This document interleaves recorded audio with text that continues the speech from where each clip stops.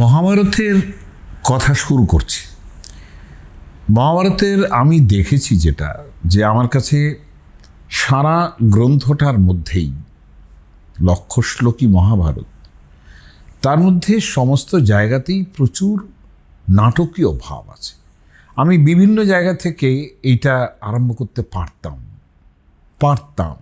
এক একটা এমন এমন জায়গা ছিল, কৃষ্ণের জায়গা ছিল কিংবা অন্য কারো জায়গা ছিল, যেখান থেকে বেশ নাটকীয়ভাবে আরম্ভ করতে পারতাম।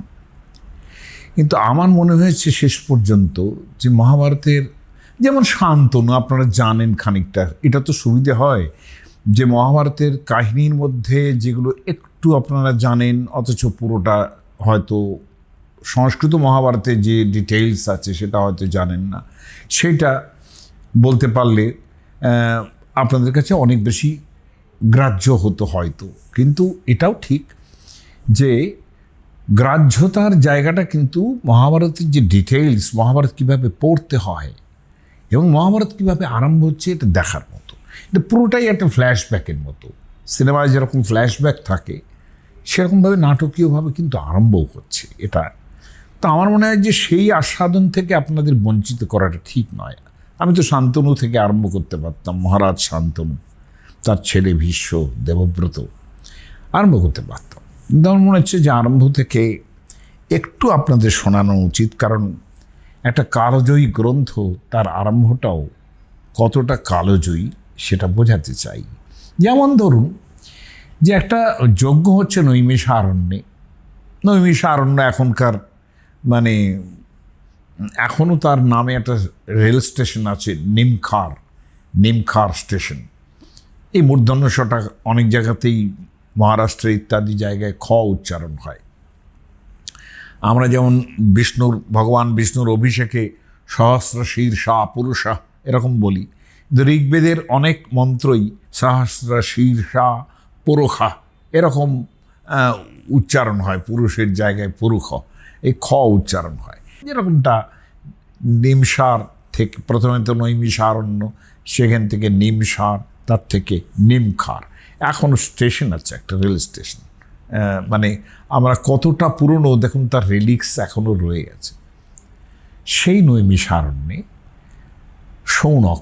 সৌনক একজন ঋষি, যিনি সাধারণত বৈদিক ঋষি বলবো তাকে, যেহেতু বৃহৎ দেবতা বলে একখানি বিখ্যাত গ্রন্থ তিনি, তার নামেই চলে, ফলত সৌনক সেই রকম একজন ঋষি, যিনি 12 বৎসর ব্যাপী একটা যজ্ঞ আরম্ভ করেছেন।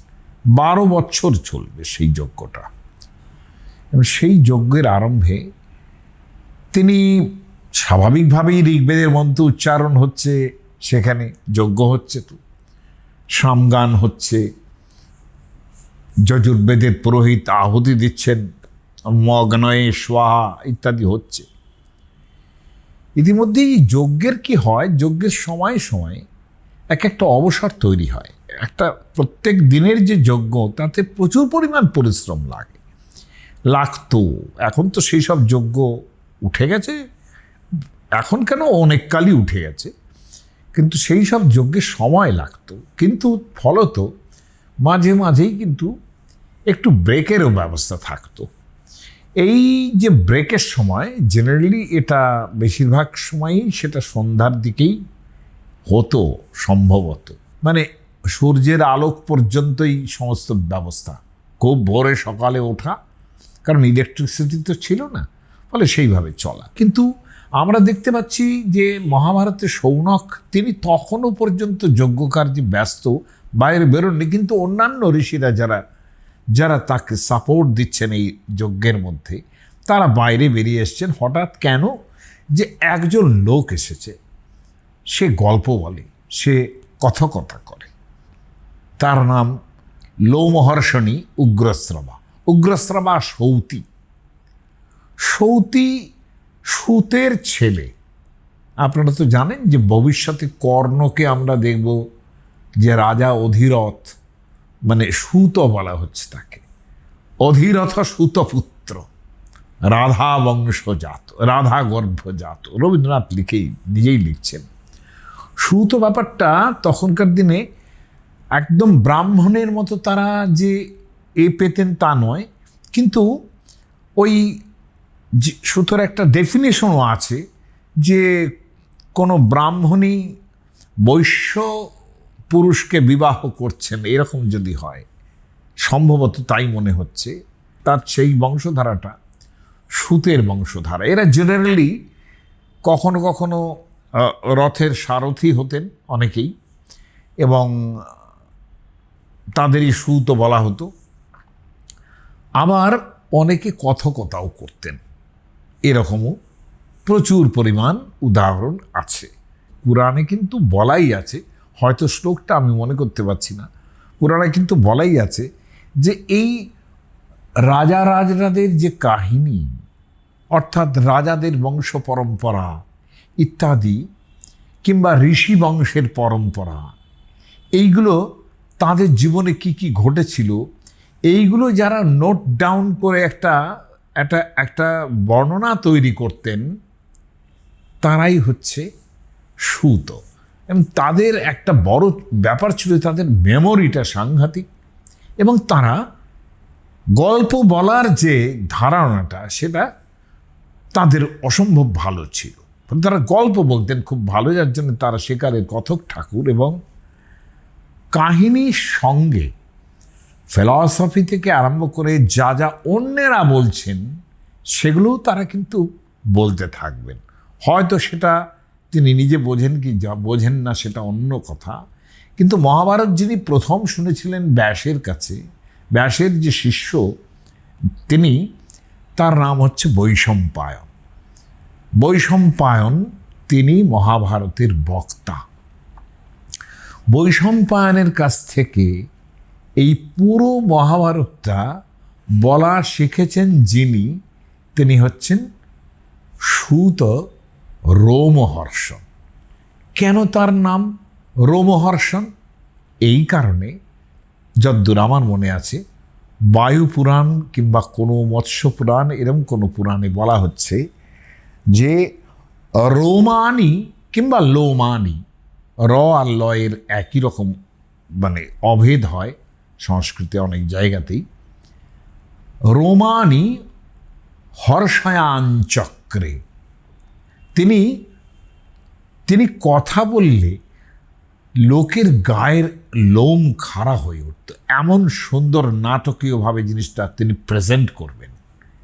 তাহলে এইরকম কথার ব্যাপারটা কিন্তু এইরকম ছিল যে রোমানি কিংবা রোমানি হর্ষয়ান চক্রে, তসমাৎ সা রোমহর্ষণ। সেই জন্যে তার নামটাই হয়ে গেছিল রোমহর্ষণ, অর্থাৎ রোম খাড়া করে দেয়, এইরকম তার ছেলে হচ্ছেন উগ্রশ্রবা। উগ্রশ্রবা সুতের ছেলে সৌতি। এই উগ্রশ্রবা সৌতি নানান জায়গা ঘুরে টুরে এসে উপস্থিত হয়েছেন নৈমিষারণ্যে। তা কতটা তার মূল্য যে সমস্ত ঋষিরা ওই যজ্ঞের বাইরে এসে একটু বসেছিলেন, হয়তো তারা হৈ হৈ করে উঠলেন একেবারে যে উগ্রশ্রবা সৌতি এসেছেন। তারা বললেন, দেখো, তিনি এসে বললেন যে মহর্ষি শৌনক কোথায়? শৌনক আবার ভার্গব বংশীয় বলা হচ্ছে তাকে, মানে ভৃগুবংশীয় ব্রাহ্মণ একজন। বলছেন শৌনক কোথায়? বলছেন শৌনক এখনো অগ্নিশরণ গৃহে আছেন, অর্থাৎ যেখানে আগুনের উপাসনা হচ্ছে সেইখানে আছেন তিনি। তো আসবেন এক্ষুনি, বসো বসো তুমি। ওরা আপনি বলছেন না, বসো তুমি তুমি বলেই সম্বোধন করছেন, কারণ জাতিতে হাজার হলো ব্রাহ্মণদের থেকে তিনি নিম্ন বর্গে আছেন। বলছেন বসো বসো বসো, তুমি এসছো, খুব আনন্দ হয়েছে আমাদের। তা বলো, কি তো ঘুরে টুরে এলে নাকি অনেক দূর? বললেন না না, আমি এখন এই কি করছি, আমি মহর্ষি জনমেজয়ের যজ্ঞে যে সমস্ত মহাভারত বলেছেন, সেখানে মহর্ষি বৈশম্পায়ন, তারপরে ব্যাসের আদেশ ছিল মহারাজ জনমেজয় হচ্ছে, অভিমন্যুর পুত্র হচ্ছেন পরীক্ষিত, পরীক্ষিতের ছেলে হচ্ছে জনমেজয়। পরীক্ষিত রাজা হয়েছিলেন পাণ্ডবরা চলে যাবার পর, তারপরে জনমেজয় রাজা হয়েছেন। এই জনমেজয় সর্পযজ্ঞ করছিলেন, তার পিতাকে তক্ষক দংশন করেছে, অতএব তিনি একেবারে সমস্ত সাপের বংশ ধ্বংস করবেন বলে, যজ্ঞ আরম্ভ করবেন বলে ঠিক করেছিলেন। সেইখানে আস্তিক মুনি যেমন এসেছিলেন, আস্তিক মুনি এসে যজ্ঞ থামান, যে এত সর্প হত্যা করার কোনো প্রয়োজন নেই, এরকম অন্যায় হত্যা করো না, যজ্ঞ থামাচ্ছেন তিনি। সে আর এক গল্প। সেখানে ব্যাস এসে তার কাছে যখন এলেন, তখন বৈশম্পায়ন সেখানে উপস্থিত, ব্যাসের শিষ্য। জনমেজয় জিজ্ঞাসা করেছিলেন যে এই যে আপনারা এসেছেন, সেগুলো দেখুন একই রকম। এই যে আপনারা এসেছেন, আমার পূর্ব পিতামহরা কী ব্যাস, আপনি তো মহাভারত সংকলন করেছেন, লিখেছেন, তো আমার পূর্ব পিতামহ, এটা খুব একটা ইম্পর্টেন্ট শব্দ এবং খুব মিষ্টি শব্দ বলে আমি মনে করি। মানে আমাদের যেমন কি হয়, ওই দেখুন শ্রাদ্ধ কিংবা বৃদ্ধি শ্রাদ্ধ কিংবা নান্দিমুখ শ্রাদ্ধ, সব জায়গাতেই আমাদের তিন পুরুষকে মানে পাঠাতে হয়, মানে তাদের শ্রাদ্ধ সাজাতে হয়, এই কারণে যে যাতে তারা এসে আমাদের আশীর্বাদ করেন। পরবর্তী বিবাহ হতে যাচ্ছে, তাদের সন্তান পরম্পরা যাতে বৃদ্ধ হয়, সেই জন্যে তারা তাদের আশীর্বাদ চাওয়া হয় যে কোনো মাঙ্গলিক কাজে। সেটাকে শ্রাদ্ধ না বলে বরঞ্চ শ্রদ্ধা জ্ঞাপন বলাই ভালো, এবং সেটা নান্দিমুখ মানে মঙ্গল হিসেবে ব্যবহৃত হয়। বিবাহের দিনে তাকে বৃদ্ধি শ্রাদ্ধ মানে যাতে সন্তান বৃদ্ধি হয়, কিংবা নান্দিমুখ মানে নান্দি মানে মঙ্গলাচরণ করছি এই বিবাহের কিংবা এই অন্নপ্রাশনের, এই যে মঙ্গলাচরণ, যাতে সন্তান পরম্পরা ঠিক থাকে, সেই কারণে এই নান্দিমুখ করা হয় কিংবা বৃদ্ধি শ্রাদ্ধ করা হয়। বৃদ্ধি মানে বংশ পরম্পরার বৃদ্ধি। এখন এই যে জায়গাগুলোতে নান্দি উচ্চারণ করা হয়, সেই রকমভাবেই কিন্তু এখানেও একটা প্রশ্ন এলো যে আপনি সমস্ত কিছু শিখিয়েছেন আপনার শিষ্য বৈশম্পায়নকে আমার পূর্ব পিতামহ যারা, তার মানে আমরা যখন করি তিন পুরুষের শ্রাদ্ধ করি, পিতা যদি পিতা গত হয়ে থাকেন, তা না হলে পিতাই তো শ্রাদ্ধটা করবেন, তখন তার পিতার কথা বলবেন, তাই না? কিন্তু তিনি আমার পিতামহ, জেনারেলি যিনি শ্রাদ্ধ করছেন তার পিতা, পিতামহ এবং প্রপিতামহ এই পর্যন্ত শ্রাদ্ধের ভাগে আসে। কারণ শ্রাদ্ধ তখনই হয় যখন পিতা কিংবা মাতা গত হন। ফলত পিতা, পিতামহ, প্রপিতামহ, এর ওপরের যে নামটা, প্রপিতামহের ওপরের যে নামটা, সেটা হলো বৃদ্ধ প্রপিতামহ, অর্থাৎ প্রপিতামহের ওপরে, তার ওপরে যিনি, তিনি অতিবৃদ্ধ প্রপিতামহ। এই অতিবৃদ্ধ মানে অনেক কাল আগের, এই আর কি, এই অর্থেই বলা হয়। যারা যারা সাত পুরুষের কথা ভাবেন তাদের এইগুলো কাজে লাগে। কিন্তু মম পূর্ব পিতামহা, আমার সে কতকাল আগে, এই উনি এইটাই বলছেন যে আমার বাবা পরীক্ষিতের ওপরেই আছেন অভিমন্যু, কিন্তু তার ওপরেও তো আছেন শুধুমাত্র এই পাণ্ডব বংশ তো নয়, তার ভীষ্ম আছেন, সেখানে ভীষ্মের আগে আছেন যারা শান্তনু আছেন, যাদের দিয়ে মহাভারত আরম্ভ করব, তারও আগে আছেন শুধু কুরু, এই যে কৌরব যাকে সে তো বহু আগে। ফলে তো এই যে একটা বংশ পরম্পরার কথা ভাবছেন, বলছেন মম পূর্ব পিতামহা, কি করেছিলেন তারা সেটা আপনি বলুন। এই আরম্ভ হচ্ছে। এখন এই মহাভারত যেভাবে আরম্ভ হচ্ছে, সেটা বৈশম্পায়ন যেভাবে তার কাছে যেরকম রোমহর্ষণ শিখেছেন, তার কাছে আবার এই উগ্রশ্রবা সৌতি শিখেছেন, শিখে এসছেন তিনি। ফলে তিনি যে কথক ঠাকুর, ঋষিরা সবাই সেটা খুব ভালো জানে, সঙ্গে সঙ্গে বলছেন যে এই তো কি হলো, তুমি আবার নতুন কোনো কাহিনী শোনাবে নাকি? বলছে না, আমি তো একটু ঘুরে ফিরেই এলাম। ঘুরে ফিরে এলাম মানে? বলে আমি একটু সমন্ত পঞ্চক গিয়েছিলাম। এই সমন্ত পঞ্চক কথা বলাটা সঙ্গে সঙ্গে একটা কিন্তু রেফারেন্স চলে আসে, অদ্ভুত একটা রেফারেন্স। এই ফ্ল্যাশব্যাকের সূচনা হচ্ছে কিন্তু। বলে আমি একটু সমন্তম নানান জায়গায় গেছিলাম বটে, এমনকি কোথায় কোথায় গেছিলাম, সমন্ত পঞ্চকে গেছিলাম, আর গেছিলাম কুরুক্ষেত্রে গেছিলাম। যুদ্ধং যত্রা ভবৎপুরা, এই যে কুরুক্ষেত্রের যুদ্ধ হয়েছিল, আমি সরজমিনে সেই জায়গাটা দেখে এসে এই আপনাদের কাছে এসছি এবং ওই সমন্ত পঞ্চক দেখে এলাম।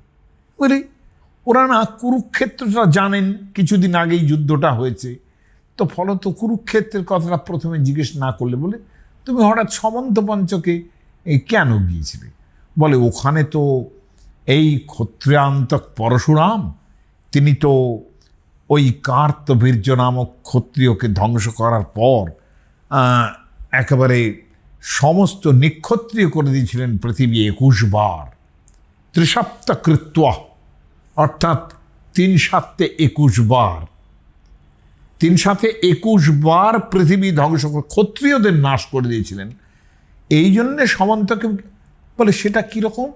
বলে ওখানে ওই সমন্ত পঞ্চকে, ওখানে এটা কুরুক্ষেত্রের কাছাকাছি কোনো একটা জায়গা, সেখানে তিনি 5টা হ্রদ তৈরি করেছিলেন। হ্রদ ছিলই, কিন্তু উনি নাকি ক্ষত্রিয়, পরশুরাম নাকি সমস্ত ক্ষত্রিয়দের মেরে তাদের রক্ত নিয়ে এসে এই 5টা হ্রদের জল ভরে দিয়েছিলেন, জলের মধ্যে রক্ত ফেলে ফেলে পুরো ভরে দিয়েছিলেন।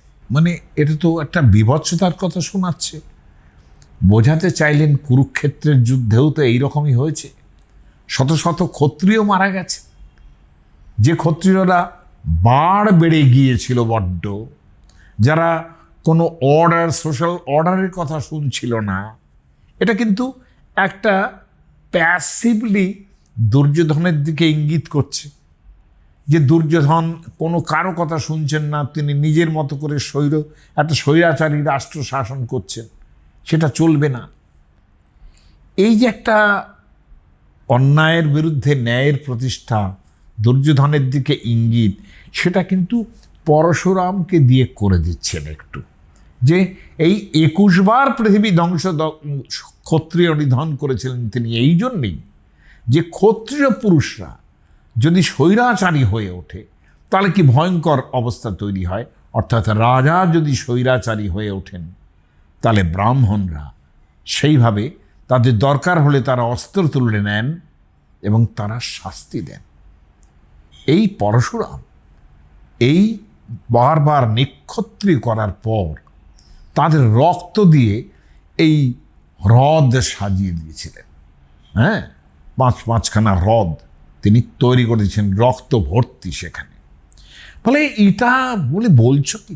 বলে হ্যাঁ, একটা সময় তো এমন অবস্থায় এসেছিল যে এই হ্রদগুলো সম্পূর্ণ এমন তার রাগ হয়েছে, এত করছেন যে একটা সময় তাদের পিতৃপুরুষরা, অর্থাৎ বিশেষত পরশুরামের বাবা মহর্ষি ঋচিক, এরা ভৃগুবংশের লোক, হ্যাঁ, ঋচিক এবং অন্যান্য তার পূর্ববংশের লোকেরা, তারা তার সামনে দেখা দিলেন, বললেন যে তুমি আর ক্ষত্রিয়বধ করো না।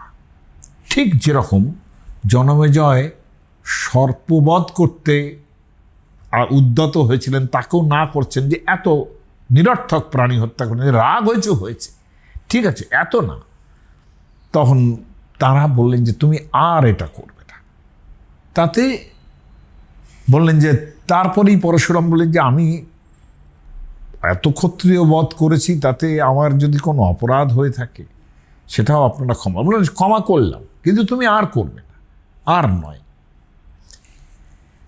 এই ব্যাপারটা পরশুরামের ক্ষেত্র দিয়ে যেমন জানালেন, তারপরেই বললেন যে আমি কুরুক্ষেত্রেও গিয়েছিলাম, যুদ্ধং যত্রা ভবৎপুরা। ইনফ্যাক্ট কুরুক্ষেত্র যেখানে সমন্ত পঞ্চকও তার কাছাকাছি একটা জায়গা। এখন এই কুরুক্ষেত্রের ব্যাপারে আরও একটা ছোট্ট কথা বলে দিই যে আমাদের একটা জিনিস দেখুন, যে হস্তিনাপুরের যে রাজধানী, যেখানে সমস্ত পাণ্ডবরা রাজত্ব করতেন, ধৃতরাষ্ট্র, মুক্তারা, কুরুবংশের সকলে, আমরা কিন্তু রাজধানী পাল্টাতে পারিনি। যে দিল্লিতে এখন রাজধানী, হস্তিনাপুর, ইন্দ্রপ্রস্থ, এই দুটোই কিন্তু মোটামুটি সেই জায়গায়, অর্থাৎ কিনা রাজধানী যে ব্রিটিশ আমলে কলকাতায় এসেছিল, কিংবা সেই যে ভদ্রলোক যিনি সুলতান মাহমুদের পরে সম্ভবত মোহাম্মদ ঘোরি না কে যেন, যিনি রাজধানীটা পাল্টে একেবারে দিল্লি থেকে অন্য জায়গায় নিয়ে গেছিলেন, কি দেবগিরি না কোন একটা জায়গায় নিয়ে গেছিলেন, আবার সেটাকে ফিরে এসেছিলেন দিল্লিতে। তাহলে সেন্ট্রালি দিল্লি থেকেই যে সমস্ত ভারতবর্ষ শাসন করা যায়, সেটা যেমন মানে ফিরোজ শাহ কোটলার যে খেলার মাঠ আর হুমায়ুনের যে কবর, এই রকম জায়গায় মোটামুটি কিন্তু এই দিল্লি এবং পুরনো দিল্লির অবস্থান। যাই হোক, কুরুক্ষেত্রের কথাও একটা কথা বলি, যে যখন কুরুক্ষেত্রের যুদ্ধ হয়েছিল, যেমন কুরুক্ষেত্র দিয়েই তো কথাটা আরম্ভ করছেন উগ্রশ্রবা সৌতি, যুদ্ধং যাত্রা ভবৎপুরা। তো সেই জায়গাটা কেন, ওরা যখন যুদ্ধ করতে বেরোন, কৌরব পাণ্ডব সবাই মিলেই কিন্তু একটা জায়গা খুঁজতে বেরিয়েছিলেন। হস্তিনাপুর থেকে কুরুক্ষেত্র কতটা দূরে, অনেক দূরে। সেই যে কোথায় একটা সমভূমি থাকবে, কারণ সে যুদ্ধক্ষেত্র সেই রকম হওয়া দরকার, তার বর্ণনা আছে বিভিন্ন জায়গায়, যে কোথায় যুদ্ধ করা যায়, সেটা সমভূমি, মোটামুটি উঁচু নিচু এরকম জায়গায় কিংবা জলাভূমি কিংবা ইত্যাদি জায়গায় যুদ্ধ করা যায় না। ফলে তারা যুদ্ধটা একেবারে যুদ্ধের মতো করেই লড়বে, তার জন্য একটা সমভূমি খুঁজতে বেরোতে হয়েছে। এবং তার কাছাকাছি একটা জলাশয় কিংবা জলাধার কিংবা নদী থাকবে, এটারও প্রয়োজন আছে, কারণ যুদ্ধক্ষেত্রে যারা জল খাবেন তাদের তো নদী থেকে জল আনতে হবে শিবির স্থাপন করলে। খেয়াল করে দেখুন, এইখানেই কিন্তু আমাদের 3খানা পানিপথের যুদ্ধ কিন্তু এই জায়গাতেই হয়েছে। এই যে কুরুক্ষেত্র যাকে দেখছেন, এই পানিপথের যুদ্ধ বলে যে আমাদের মনে রাখতে হতো সাল তারিখ, যে 3টে পানিপথের যুদ্ধ, বাবর আসছেন, অমুকে আসছেন, তারা যে সব পানিপথের যুদ্ধ করছেন, এই সেই কুরুক্ষেত্র যেটা নাটকীয়ভাবে প্রথমে উপস্থাপন করা হলো মহাভারতের মধ্যে। ফলে সমন্ত পঞ্চক এবং কুরুক্ষেত্রের একটা যে রেফারেন্স দিয়ে আরম্ভ হলো, আমি মনে করি এটা একটা নাটকীয় আরম্ভ। প্রথমে পরশুরামের কাহিনী শুনলেন তারা, যে কি হয়েছিল। তারপরে যখন কুরুক্ষেত্রের কাহিনী আরম্ভ করবেন, এইবার জনমেজয়ের কথাটা, অর্থাৎ the last scion of the bygone civilization, Janamejaya রাজা, তার কাছে, তার সামনে যে একটা বিশাল আয়োজন হয়েছিল,